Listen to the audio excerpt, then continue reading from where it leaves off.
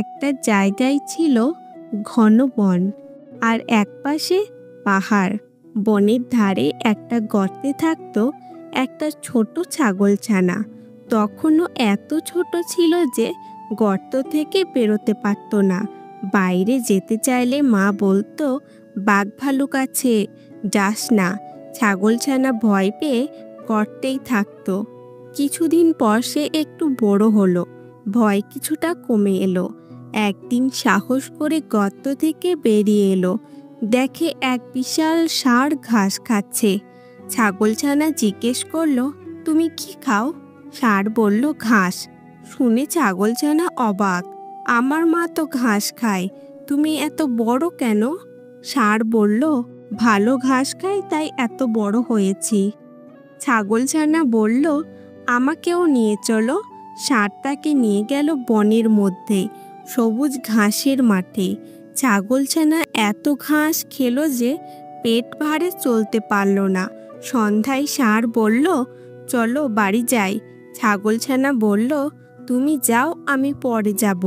সে এক গর্তে আশ্রয় নিল, যা ছিল এক শিয়ালের বাসা। শিয়াল তখন বাইরে ছিল। রাতে ফিরে এসে সে গর্তে কারা যেন আছে দেখে ভয় পেয়ে জিজ্ঞেস করলো, কে ওখানে? ছাগলছানা গম্ভীর গলায় বলল, লম্বা লম্বা দাড়ি, ঘন ঘন নাড়ি, সিংহের মামা আমি, নরহরি দাস। 50 বাঘে মোর একটা গ্রাস। শিয়াল ভয় পেয়ে দৌড়ে তার মামা বাঘের কাছে গেল। সব শুনে বাঘ রেগে গিয়ে বলল, চল দেখে আসি। শিয়াল বলল, তুমি আমায় লেজ বেঁধে নিয়ে চলো। বাঘ রাজি হয়ে শিয়ালকে লেজে বেঁধে নিল।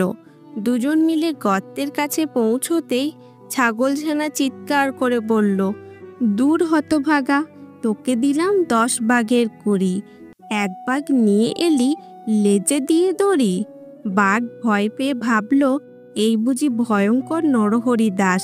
সে তখন শিয়ালকে লেজে বেঁধেই পেছন না তাকিয়ে দৌড়তে লাগলো। শিয়াল চিৎকার করতে থাকলো, মামা থামো। কিন্তু বাঘ দৌড়াতেই লাগলো। সারা রাত দৌড়ে তারা ক্লান্ত হয়ে পড়ল।